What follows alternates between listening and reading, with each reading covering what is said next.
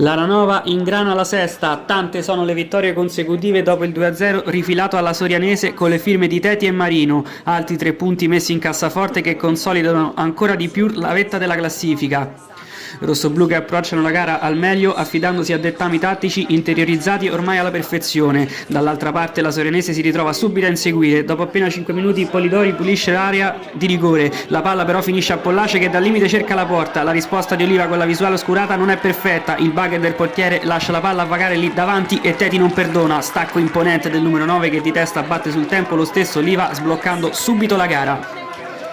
Tutto da subito in salita per i ragazzi di Chirieletti che poco dopo rischiano di capitolare. La sponda di Teti sul lancio lungo è perfetta per il taglio alle spalle di Fumasoni che poi tenta l'imbucata per Cipriani. Chiusa, Lotto si rivolge a De Lillo che dalle retrovie arriva sul pallone trovando un diagonale interessante. Oliva si riscatta immediatamente.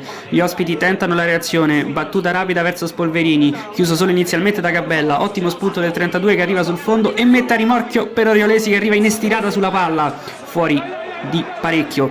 L'Aranova non trema, anzi risponde subito. Teti sfrutta il buco di Tagliolini vincendo anche un contrasto con l'aiuto di Ferrari. Il 9 premia poi l'inserimento di Darillo che arriva al limite, temporeggia, sterza e va a giro. Ancora Oliva a dire di no. Tanta troppa Aranova per la Sorianese, ancora dal limite Cipriani raccoglie, si gira e calcia, stavolta la palla va alta.